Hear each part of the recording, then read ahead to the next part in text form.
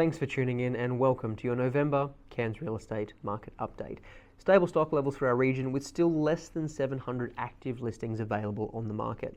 As we have a bit more of a granular look though, it does show that the number of freestanding homes are on the uptick, while apartments remain at their lowest availability for all of 2024.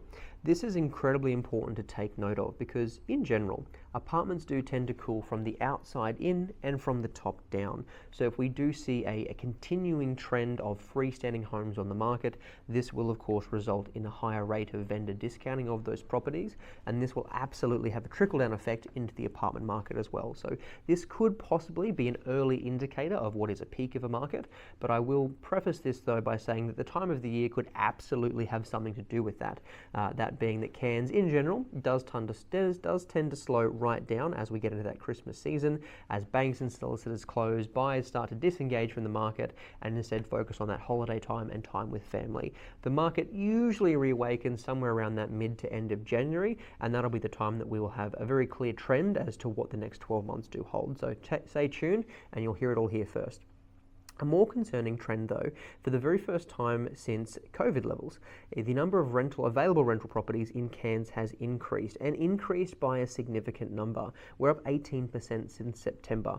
The reason this is of note is because this is actually the busiest time of year for the rental market, as we do tend to have an influx of new residents around this time who have been relocated here for work, and they're of course looking to secure rental properties. So to see an increase in available rental properties at this time of year is very, very interesting.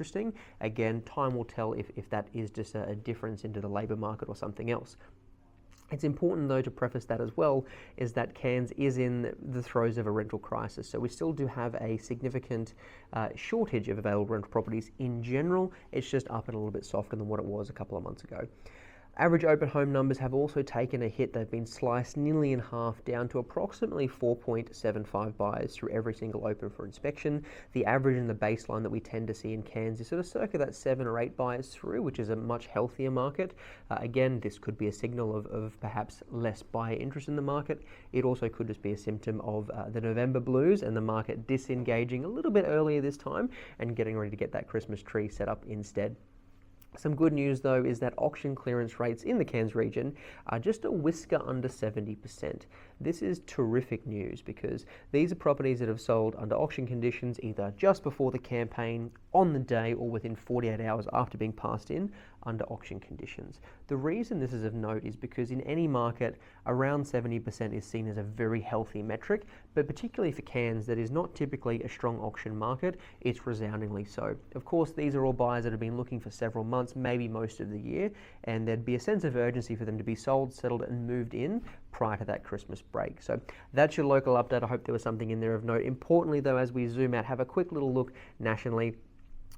It does appear that Melbourne is leading the charge in property arrears, with 2.54% of mortgages in the area currently in default. Hopefully there is some easing around the corner with the reduction of interest rates.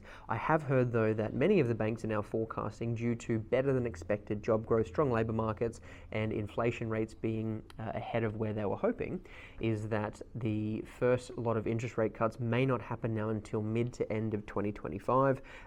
For my mortgage and my bank balance, I really hope that is not the case. Sooner rather than later would be better. But inflation rate has dropped to 2.8%, its lowest level since 2021, and 0.01% lower than the predicted reports from the Australian Bureau of Statistics. So really, really good overall, and it's great to have that inflation getting closer to where we want it.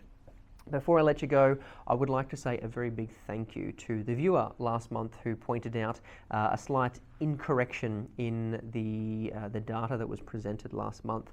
You may remember that we spoke about the Stage 3 tax cuts being a boon to the Australian Taxation Office and caused income tax revenue to be the greatest source of income to the government since the introduction of GST. This was not entirely correct, and I really thank you for bringing this to my attention. It's allowed me to do a bit of a deeper dive and find out what was going on here. Currently, income tax does indeed make up the highest amount of revenue for the government since the introduction of GST, but it's not because of the stage 3 tax cuts. It's actually for a really good reason. One is bracket creep, so as we're all earning a little bit more and the median wage has increased, people have jumped up into higher tax brackets.